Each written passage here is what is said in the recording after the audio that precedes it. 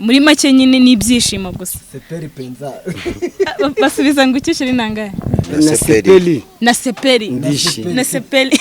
Sepeli penza. Na sepeli. Mwana mwasi kitoko lukula lwambo. Na sepeli penza. Nzambe kaka abattre bino. Na sepeli pe na yo penza usali bien. Tuka vraiment na sepeli fort po. Shimanye n'umuhungu wanje YAKA. Nanye ndabishimiye. Abasigaye bazabyare hungu nakobwa. Bazagire abuzukuru n'abuzukuruza n'ubuvivi murakoze. Nta muhungu muze munda ariko ndabikora.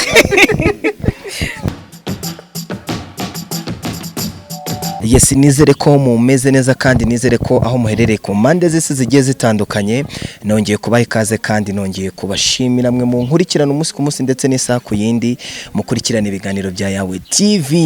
Yes, ndi mu ntara y'Amajyaruguru, ndi mu karere ka Gicumbi ahazwi mu nkambi niho merereye. Ni kenshi na kenshi mwagiye mwifuza ngo turashaka kubona papa wa YAKA, turashaka kubona KEZA agiye gusura papa wa YAKA. Rero nabigerageje n'urugendo rutari rworoshye, rwa urugendo rukomeye, ariko ndashima Imana yuko nageze amahoro kandi nabo nkasanga ari amahoro. Reka nshimire mwese muri Leta Zunze Ubumwe za Amerika, Canada, Ubufaransa, ahantu hose muherereye, cyane cyane abaturanyi b'abarundi mu nkurikirana umunsi ku munsi nk'ibisanzwe. Ni Eminyawe, mwabonye ubukwe bwa KEZA na YAKA. Ubukwe bwarabaye i Kigali, abenshi murabutaha, abandi murabureba, ariko muravuga ati ntago twigize tubona ababyeyi ba YAKA. Mwana YAKA, ndaguhaye ikaze. Okay, ndishimye cyane kubona muye n'umusaza umukazana we. Numva umukazana we nawe hari icyo yavuga so. Isaba YAKA, wenda naragira ikintu mubaza kuba byonyine tuvuze ati reka tuze mu nkambi ya hano Gicumbi, byakiriye gute?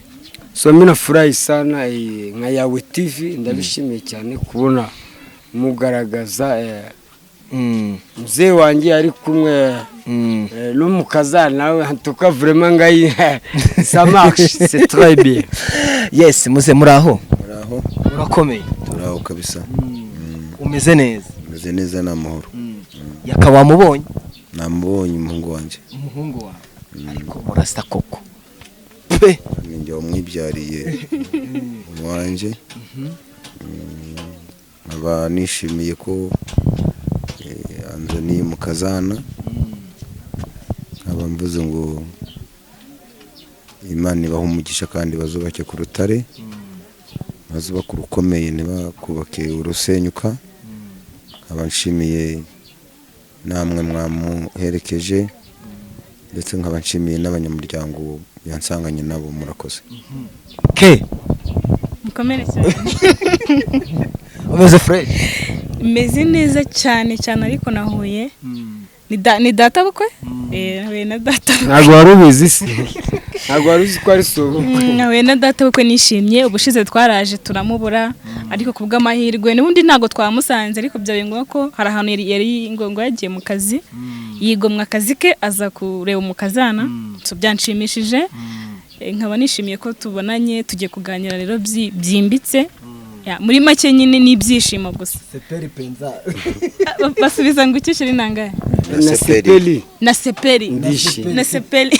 Sepeli penza. Na sepeli. Ariko nawe uringarura ari? Naibiyango. Naibiyango? Naibiringara.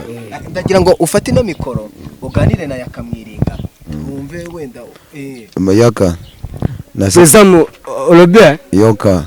Na sepeli kaka oyebisi olakisi kaka mwana mwasi kitoko lukula lwambo. Na sepeli penza. Nzambe kaka abattre bino. Na sepeli pe na yo penza usali bien. Tuka vraiment na sepeli fort po. Ngape na zayo lukayo fort po muna mwasi na ngai. Na sepeli po na Nzambe lokola tusimbi utali pe mwasi na ngai kitoko. Na sepeli yoka mwana na ngai ilifo kaka mosara kaka mitindo ya Nzambe na mutima malamu Sindenge zali yandengi wana ya solo ilifo mosala kaka motonga ndaku lukula mobali na mwasi yayo aza kitoko lukula penza na sepeli ataka na baninga na batate na bamama na bandeko basepeli tuka vraiment na sepeli pe na yo kitoko wana mzwali susu likambo yonde journaliste kozwali likambo yes asante sana turishimye cyane ariko muri duke numvishije mwirengara mwiza ngo ufite umugore mwiza ngo nimba ari ngo se mwasi kitoko mwasi kitoko kula nuambo yes umukazana wamubonye ni umukobwa bamwita KEZA ni umunyakigali yakoze ubukwe abantu baribaza ngo ntiwari uhari ariko byari bigoye ni muri cyagiye twari tukiva muri goma mu rugo muri lockdown byari bigoye ndagira ngo wenda ugire ikintu tubwiraho kuri uyu mukazana wawubonye umukazana wanje mbonye byiza cyane mbese nta kuntu nabivuga kandi burya imvugo niyo ngiro ni KEZA kuko kandi KEZA karigura ni umukobwa uri mwanyina kuba rero yaje akaba yarashimanye n'umuhungu wanjye YAKA nanjye ndabishimiye abasigaye bazabyare hungu na kobwa bazagire abuzukuru n'abuzukuruza n'ubuvivi murakoze nta muhungu uvuze impundu ariko ndabikora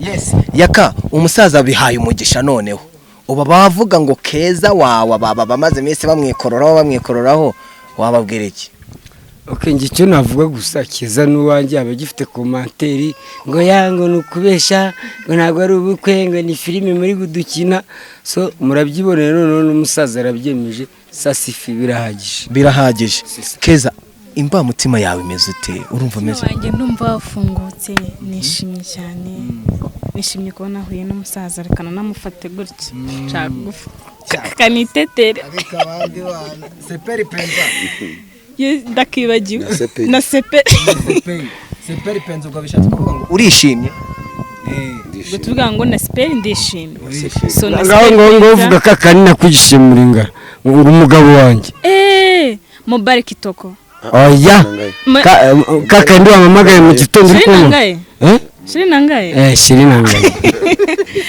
nyine ndishimye cyane byibura nyine urumva kuba warabanye n'umugabo ariko utaziranye na sobukwe kiba ari ikibazo ariko twahuye urumva turaganira byinshi ari bongire inama wenda kubijyanye n'urugo nta muntu ugiba umuntu uzi ibintu byose kubijyanye kuko urugo rusaba ibintu birebire ubukeneye inama nyinshi bwa mbere naraje nganira n'umukecuru umusaza ntago yarahari nganira na Sifa baramuzi ni mushiki wa YAKA bangira inama buryo nakitwara mu rugo narabikoze ariko nyine nk'umuntu cyubaka ndacyari umugeni ndacyari umugeni turatari mu kwabuki ahubwo kwabuki gusubiye inyuma urumva rero ni byinshi nkeneye kunguka byo kuganira n'abantu bakuru na Sifa wenda ningira amahirwe nkaza kumubona turaza kuganira ndacyakeneye inama zo kugira ngo nubake nk'uko yabivuze urugo rwacu tugire abana tugira abuzukuru umuryango we muremure kandi mu byago umugisha n'Imana irawuguha so nishimiye rero kuba twaganiriye aracyari kunyifuriza imigisha yose ndayitahana umugisha sinyuzuye so ndumva ari ibyo nyine muri make ndishimye icyo nashaka ngiye kurenzaho rero hari icyo nashaka kurenzaho abaturanye abavandimwe madamu wanjye KEZA nguyu ndamuberetse mutazongera kuzana à gauche à droite iburyo n'ibumoso na KEI where are you going YAKA yanda yes YAKA dore n'ubusanzwe yo turi muri interview arahaguruka akigendera yaba ari i Kigali yaba ari hano nacyo hano wenda ari kwisanzura avuga ati wenda nari nkumbuye n'inshuti papa wa YAKA ubundi ni muntu ki YAKA wenda abantu bamubona i Kigali ni umukomediye ni umusitari muri Kigali ni umuntu wahinduye industry nyarwanda cyangwa se showbiz nyarwanda muri Kigali ni umuntu bubaha ni umuntu ubungubu muri Kigali bubaha nkawe nk'umubyeyi ubonye YAKA kuzaniye n'umukazana ubyakiriye ute umeze ute ngiye mbyakiriye neza cyane kuko na Bibiliya bivuga ngo ijuru rya mbere rito ni umugore n'umugabo ubukire ni umwana babyaye ubyaye rero YAKA kuba nyeretse umugeni yaka yashatse ijuru nanjye rero ubukire ndabubonye kuko nari mfite umwana umwe yaka none babaye babiri nkaba nshimiye Imana murakoze ukaba ushimiye Imana yes noneho watubwira yaka ni muntu ki ubuzima bwa yaka ari umwana yaka ni muntu ki yaka ubuzima bwa yaka twaba yabayeho ubuzima bubi yaka yavutse mu ntambara za Kongo intambara za Kongo akana gatoya ubwo nta muntu wabonaguwe icyo nshimira cyane Imana yaka noneho aba mu buzima bubi arirera nanjye nari ndi mu kandi kazi gatandukanye tutabonana biba ngombwa ko ibibazo birangira ibibazo bizamwe ibisubizo cyane ubu none yaka kabanyeretse umugeni nkavuga nti Imana ishimwe ubu nkaba mfite morale ya hali ya juu ya hali ya juu ariko gusetsa kwa yaka bikomora kuri nde ni kuri wowe bo abikomora kuri nabadata na se ndetse nanjye kuko nabadata abantu bagira morale bakunda kandi bakundwa ubwo yaka naho yabikomoye ubwo n'umurage murakoze yes ke ati yaka ni umuntu wakunze gukora ni umuntu wireze kumva historique y'umugabo wawe byakirutse mu mutima byakira neza kubera ko wenda uhura n'umuntu mwese mukuze muri bakuru ntago ubuze ubuzima bwe hari igihe aba yarabayeho mu buzima bugoye wa mugane ukirera ukiri umwana ariko kubw'amahirwe turakura ko waba warabayeho kose ikintu ukora cyambere no kutibagirwa waturutse niba ari umubyeyi wawe mwabanye muri ubwo buzima akakorera mu buzima nk'ubwo ariko ntagute ugomba kumushimira waje no kumureba cyangwa se mwahura ukavuga uti mubyeyi warakoze twese niko tumera buri muntu rero agira chapitre y'ubuzima bwe butandukanye n'ubwundi gusa kumenya ubuzima bwe biranshimisha kuko akenshi hari ukuntu umuntu mubana utazi ahahise noneho mwagira n'ikibazo mu rugo ugasa nk'uvuga ijambo ryamukomeretse ariko iyo uzi ngo uyu muntu yabayeho muri ubu buzima hari amagambo uvuga hari naho ugomba kugarukira naho kugeza ku buryo utamukomeretsa ku mutima ariko iyo nzi ibyamubayeho mbere tutaramenya cyangwa se mu bwana bwe hari aho mba mvuga ngo iri jambo sinarivuga ko nzi ko ryamukomeretsa kumenya ubuzima bw'umuntu ni byiza cyane bituma muganira kandi umuzi neza gira rero ikintu usezeranya papa wa yaka ndamusezeranya umwuzukuru nisikiza musezeranya n'igiki ababyeyi iyo bashingiye ikintu cya mbere baba bategereje nk'ubu ngubu umutima wasanga ari kuvuga ngo ariko si uyu mukazana ngo ko mbona none mushiki we Sifa yambonye atangira ngo none akana kari he urumva nyine famiye ibitegereje nyine impinduka nyine hagati yanyu ko muri babiri ariko nibyo kandi nanjye nyine wa mugani nanjye ndi kubyibaza ariko niba humure ubutawe nda n'ingaruka hari ukuntu Imana izaba yabigenje ariko yakatera indano oya ntabwo mvuze ko atayitera ariko nyine byose ni Imana Imana ni igihe nikigeraho muzatubona nyine byaje gukunda seperi penzi nawe singukira bamenyiringa na seperi yes gahunda ni yayindi ngiye banyita Eminya unyarukira kuri Instagram yanjye ubundi following gahunda zibashe kugenda neza ndetse n'ubuzima bubashe gukomeza ubundi twirire show ndi kumwe na papa wa yaka uyu nawe uko namubonye i Kigali hari abantu hari company nyinshi hari company z'amafilimi akora filimi na papa wa yaka yakina filimi nawe afite impano sibyo papa wa yaka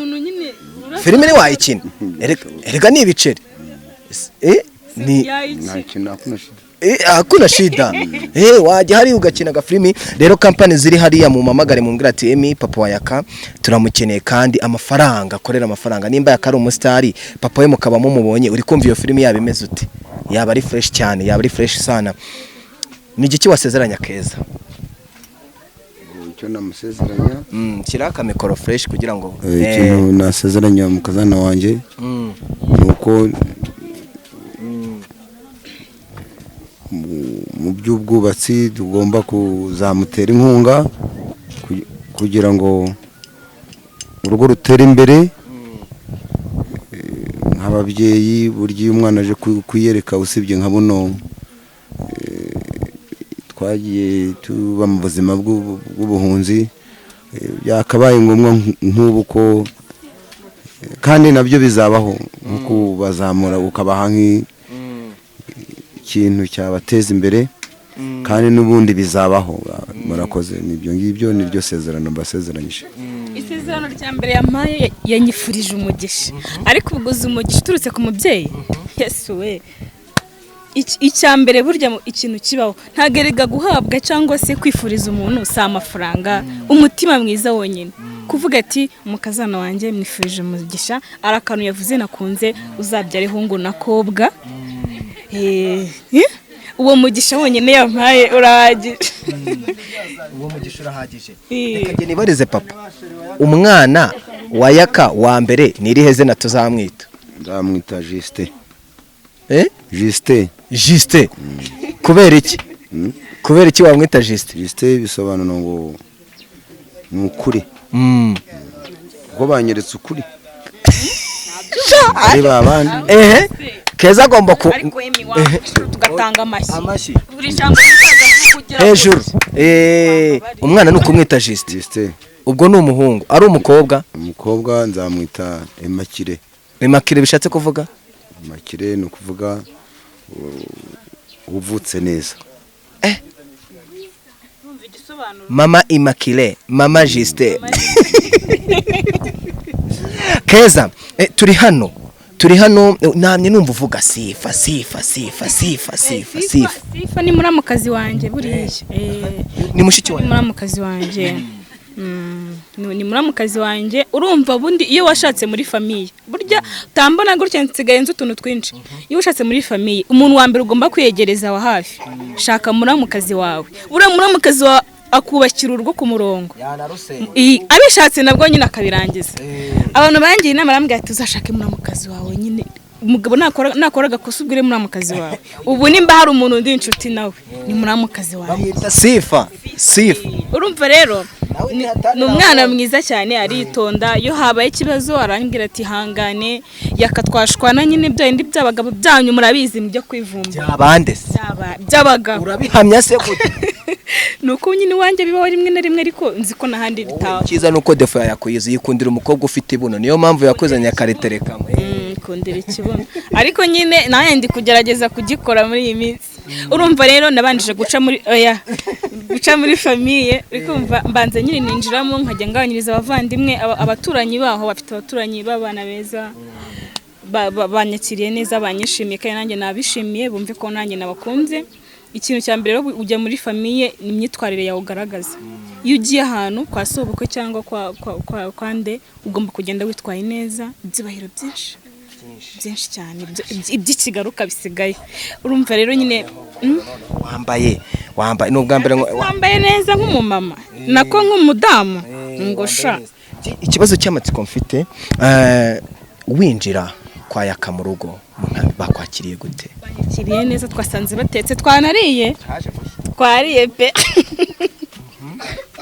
Twariye, twanyweye.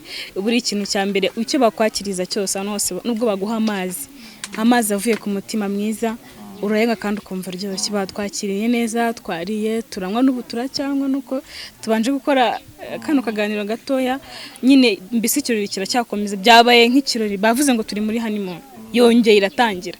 Urumva ni ibyishimo cyane rero, ahubwo sinzi ko ndi butaye, ndabona ndi burare. Babwiye ngo sintaye.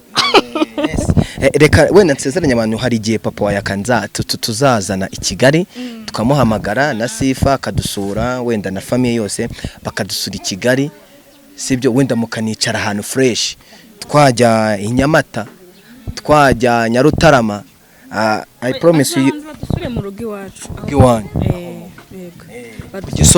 Ku Gisozi badusura aho tuba, bahabone natwe tubakire nk'uko batwakiriye. Wenda tujye n'ahandi, ariko natwe dushaka badusura. ariko akabazo k'amatsiko so ubukwe wamubonye ute so nyongorero arakase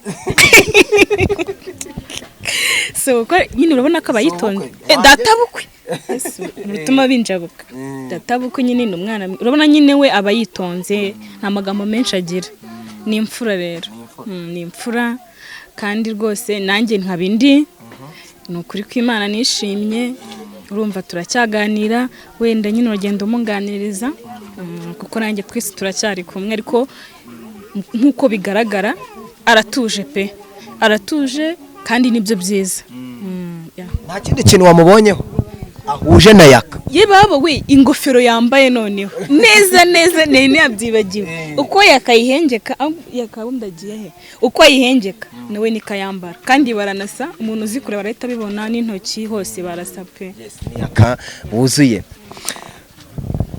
papa wa yaka ubu ngubu ubaka kanya twicaranye wumvaga yaka azakukwereka umukobwa umudamu mwiza nk'uyu nguyu kabisa nanjye ntago nabonaga ko azanyereka umugeni ariko ubu n'Imana yabikoze Imana ni nk'umunyana nabonye ni nk'umunyana wamubonye akuza amazina yanjye ndi umunyana ako se ubona akaririmbo kiringana nta karirimbo kiringana twamuririmbira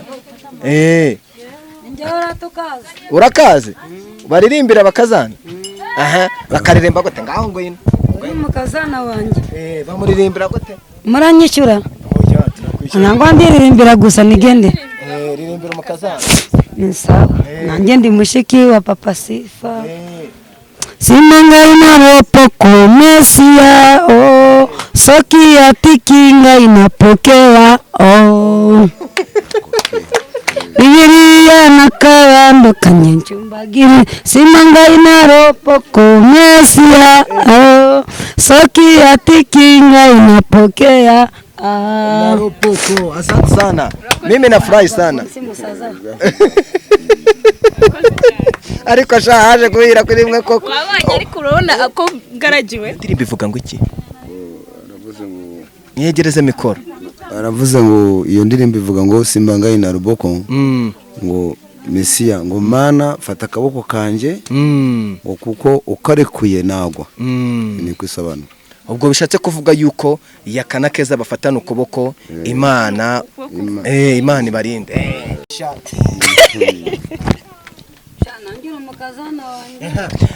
Wenda tugana ku musozo w'ikiganiro tugiranye. Ni igiki wabwira abantu badukurikiye? Ni igiki wabwira abanyarwanda badukurikiye?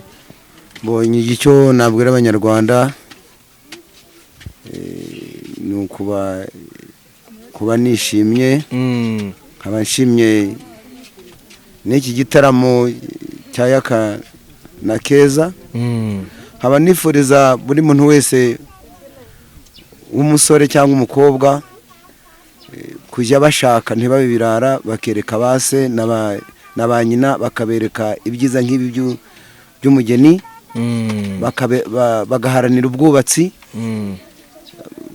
guteza igihugu imbere ni ukubaka iyo utubatse uri ikirumbo urugo n'amatungo biragwa na so na nyoko umugore n'umutima muhabwa n'Uwiteka ubwo rero bose bakurikira Uwiteka buri musore n'umukobwa umusore n'inkumi bashakane bubake bororoke babyare buzure isi murakoze ubundi yago va mu bishuba jarike imfura yacu va mu bishingwe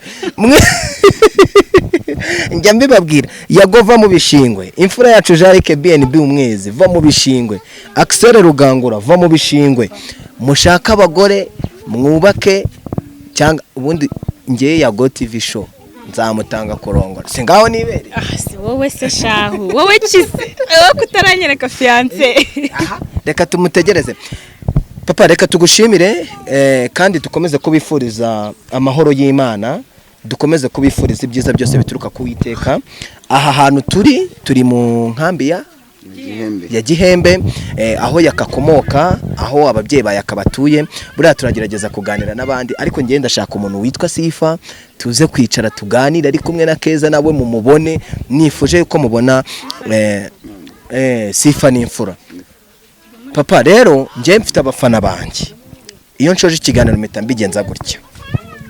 Papa wa Yaka mwamubonye, ufite nimero de telefone?